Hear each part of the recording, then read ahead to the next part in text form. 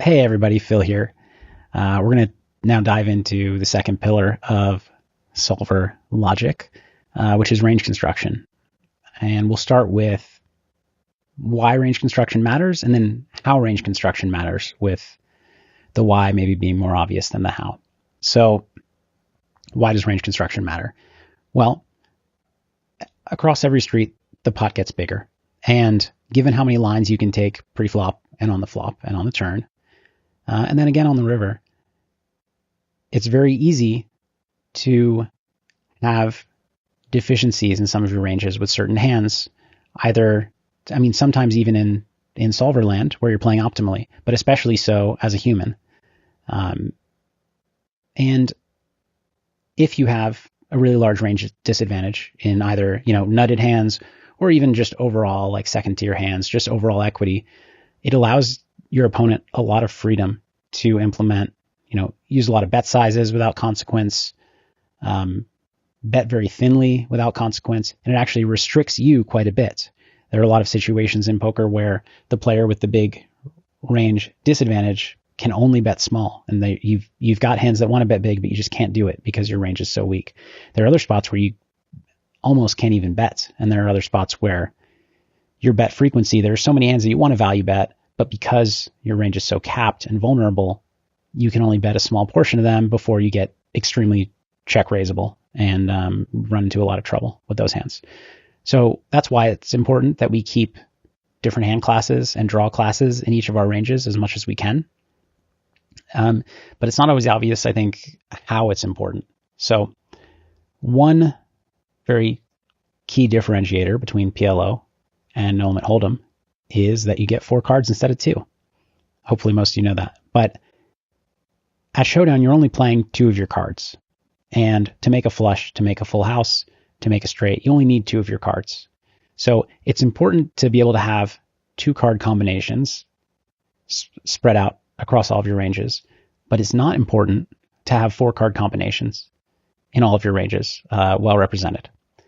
So more on that in a minute, but just know that we want to have 2 card combos well represented in multiple of our ranges. We also want enough nutted hands in each range to allow us some strategic freedom. Like I've been talking about, we get restricted when we just don't have very strong hands in certain spots, and that includes, both top 2 on the flop, but also a nut flush draw on the flop that can become the nut flush on the turn or river. And then there's also an element of range construction, which is a little bit more in line with exploitability and actually incentives, which is our next video. But we want to have hands in our passive ranges that prevent our opponent from value betting hands that should be too thin in theory. So one example, out of position on the river, you don't need to check call very strong hands that have a very clear bet, but that cannot check raise. However, you do need to check some hands that maybe could value bet small, but it's very thin. But if you start betting all of them, now your opponent gets to value bet hands as weak as 1 pair in some spots. So what you're trying to do in those cases, what the solver is trying to do, is restrict your opponent from value betting, a class of hands that if it could value bet, it could generate a lot of EV. But the important thing to note, and again, we'll get into this in the next video, is to accomplish that, you don't need to be checking like your very good hands. You need to be checking some very top tier hands to check raise. And then you need to be checking some pretty good hands that can check call such that this hand right here is going to be value cutting. And you can no longer value bet it. So starting with 2 card combos, you can see here a flop of Jack 8 deuce and a hand of Jack 10 9 8. This is a single raise pot. You can see that Jack 10 9 8 wants to bet 100% of the time. And, this specific example has 3 spades, but it's true of any Jack 10 9 8. The key here is you want to check some Jack 8 and you want to check some 10 9, but you never need to check both of those together. It's too strong. So when you have a very strong combo hand that has a lot of components, those are the ones you bet. And the Jack 8s that you check and the 10 9s that you check generally come from the weakest portion of those. So king, jack, 8, 4 with no suits. Maybe you check a hand like that. 10, 9, 3, 4 with no suits. Maybe you check that 10, 9. But you never need to check hands like this. Now, there are some cases where with top set and nut flush draw, you check because you just have the board too crushed and you can get a lot of implied odds on the river. But for the most part, just know that you don't need to start slow playing combo hands in order to have balance. In Hold'em, you do, because if you have jack 8, those are your only two cards. You have jack 8, and you want it in your check back range sometimes, perhaps. I don't really know Hold'em. But I know there's a lot more mixing in Hold'em with specific combos than there is in PLO, and this is why. So what this means is, like I said, you should rarely slow play combo hands in the name of protecting or balancing your range. You can just slow play the kind of weakest of that hand category or that draw category.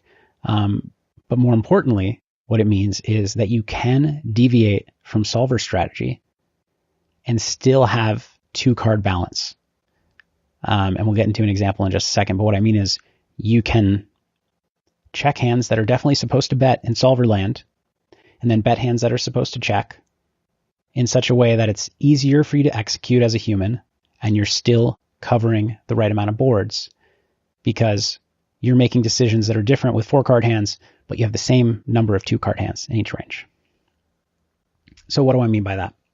Here we have a turn probe opportunity on king 10, 3, 7 with a turn flush draw. And I plug this into Vision. Vision's only using it's using a couple sizings, but I use a pot sizing here only. Anyways, so I looked at bottom set 3, 3. Vision is checking 30% of the time, betting 55%. 55%.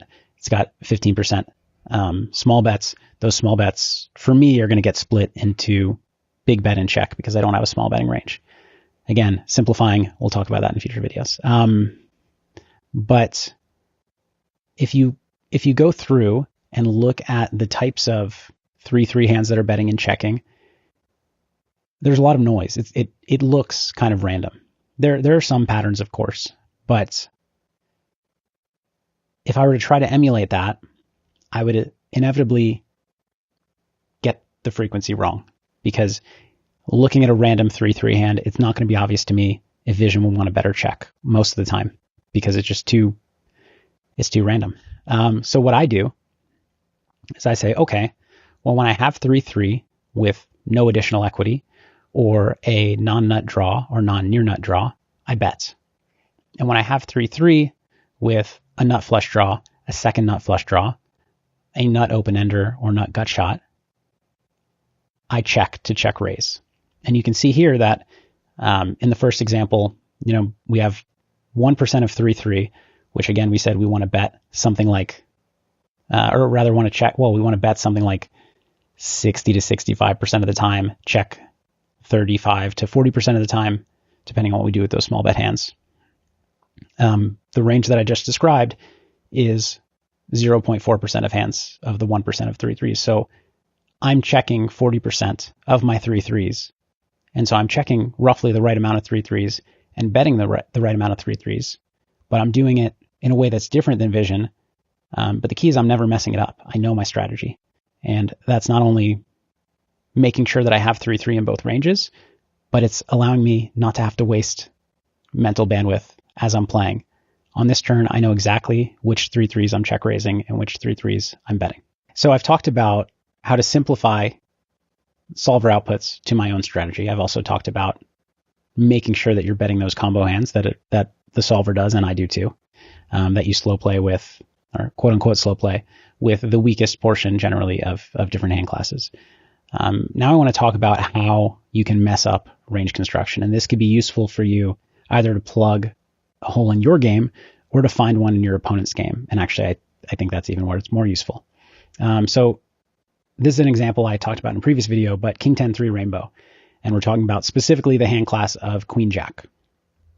So you can see here that Vision bets 65% of its Queen Jack, checks 35%. And broken down by hand class, you can see 2 pair and sets are essentially always betting with Queen Jack. I think my opponents are going to do that well. And then you can see, and actually I think they're probably going to bet 100% of queen jack plus set and 2 pair, maybe not top set. But so they'll bet a little bit too much queen jack from those categories. But those are small categories. The bigger categories frequency wise are 1 pair and no pair. And in each of those cases, it's checking, 30, 35% of the time. A lot of opponents, like I said, will bet too much of their air. And so there are other hand classes that get checked too much. But at this example, queen jack on a rainbow board like this with deep stacks, I think people bet too much generally. So people will bet, instead of checking 35%, they end up checking like 15% of the time. That may not seem like a big difference, but it actually ends up being quite a big difference in terms of how the hand plays out. Because if you take that, 35% times the 8.5% time that they're dealt queen jack divided by the 58% of checks that they have, you can see they're checking 58% of the time, betting 42% of the time overall. Then queen jack is supposed to be 5% of their checking range. If you do the same math on a 15% check back of queen jack, it's now 2% of their checking range. And, as we've talked about the types of hands that, this is the type of math that we're going to be doing later and the type of math you're going to be doing in game to determine what you can value bet. And you can just imagine that when this hand class drops from 5% to 2%, how much more thinly you can go for value across multiple streets and with large sizings, including check raising turn and then betting river. With non-queen jack hands. Another interesting hand class here that I think people are going to get right, or actually maybe even will check too frequently, is queen queen or jack jack. So queen queen and jack jack are supposed to check about 70% of the time. I think obviously it depends on the side cards, but I think in practice they might end up checking a little bit more. But even if they check perfectly with these, they're going to end up, by doing the same math, with almost 7% queen, queen, and jack, jack in their check back range. So now let's imagine you're in a spot where your opponent checks back this flop. The turn is a 9. You pot turn, get called. Brick river, you pot river and get raised. Now they're supposed to have had 5% queen jack and 7% queen, queen, and jack, jack. And queen, queen, and jack, jack are the primary river bluff raises hands. So they would have to control their frequency a little bit because they want to be value raising.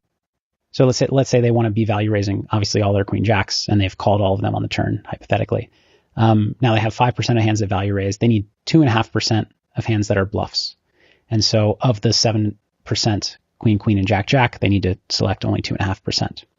Now, if they have only 2% queen jack, well, now they have a 2% value raising range. This is, of course, of what they have on the turn, not on the river once they've called. Those double on the river potentially, and actually queen, queen, and jack, jack sometimes fold the turn, but often not. But anyways, now hypothetically, they have 2% of hands that can value raise, which means of the 7% of queen, queen, and jack, jack, they can only bluff raise 1/7, only 1%. So what will often end up happening if your opponent is not checking back enough queen jack is they're going to bluff raise the river, assuming that they have queen jack enough that they can handle, that their range can handle more bluffs. They're going to end up probably bluffing as often as they value raise, or maybe even more than they value raise, meaning you can call with everything. And that's a massive exploit in a very big pot that you can take advantage of. And that's just like, I don't know how many big blinds of EV, but that's, I don't know, 15 big blinds in one hand of EV that they're giving up, maybe more. So this is an example of how not even making like I think my opponent's really likely to bluff now because of the way that he's feeling in game flow. It's not making an in the moment read like that. It's a range construction read. I know that my opponent is likely not checking back enough queen jack to balance out the times that he has a bluff raising candidate, and he's not going to control his bluff raise frequency enough given that, and I have a very easy call. So that's how you might mess up range construction and how you might take advantage of somebody messing up range construction. So hopefully that explains why range construction is so important and gets you excited about making massive EV, exploiting your opponent's deficiencies in range construction. But it should also illustrate why getting your range construction right, or rather why getting it wrong is so dangerous, and why I'm always looking for ways to simplify my strategy such that I am not prone to making those range construction mistakes. So we're always going to look for ways to simplify our range construction through the example I gave with 3-3, where we just kind of figure out the rough amount of that hand that we want to bet and the rough amount of that hand that we want to check, and see if we can find kind of easily memorizable categories that get us of that hand class that get us to the right percentages, so that we can always execute it in game. But you should also always look for ways to simplify your sizing schemes. So how do we do that? You have to learn what sizings are preferred on different boards and in what kind of situations after different action lines. And you have to understand why. That helps you get to kind of the bet sizes that you want, or the bet size that is most efficient. As a general rule of thumb, there are really two easy ways to simplify sizing strategies, and really just range construction in general. One is take a spot where you're betting 80 to 90% of your range and just bet your full range, or take a spot where you're checking 80, 90% of your range in theory and just check every single hand. The EV that you're giving up theoretically is so minuscule compared to the EV that you potentially can give up if you're trying to bet 80% and check 20% and you leave one range really vulnerable. If you'd like, and I do this in some spots, you could take a situation where, let's say in a 3-bet pot on a paired board, this is one that I use, we're betting between 60 and 90% of the time for third pot, in theory. I will take that and bet 100% of the time in all those spots, but for sixth pot, for a smaller sizing. So overall, I'm putting in kind of the same amount of money. And yes, this leaks theoretical EV a little bit, but it's so small. And I just, again, I'm harping on the same points, but I don't have to think in game. I don't make any mistakes. I don't leave any ranges vulnerable to anything. And I just get to make my bet and move on. The other way, and this is a less intuitive way, I think, for people to simplify your sizing strategies, is anytime that a solver has two sizings and uses both at reasonable frequency, so uses both at the same frequency, uses the large sizing more, or uses the small sizing a little bit more, or even a medium amount more, but not a lot more, just go with the big sizing. It might seem unintuitive to do that because, why would I go bigger if the solver is using small more often than big? But the reason for that is it's a lot more intuitive to bet the right hands when you're using a large sizing. When you're using a small sizing, you have to do so much mixing with so many different kinds of hands for board coverage, and you're not getting that much value. You're getting a little bit of value.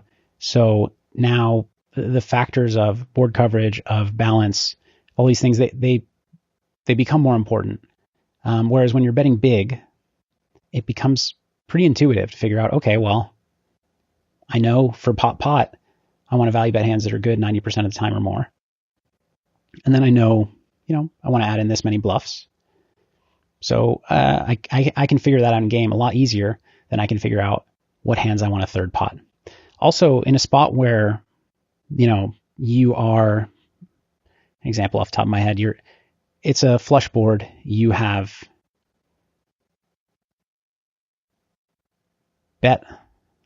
you've checked back flop in a single raise pot.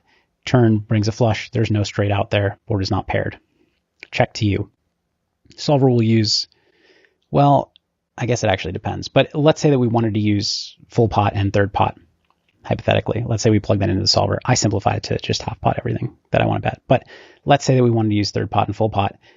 The full pot range is designed for flushes. The third pot range is designed for some flushes, but a lot of two parent sets.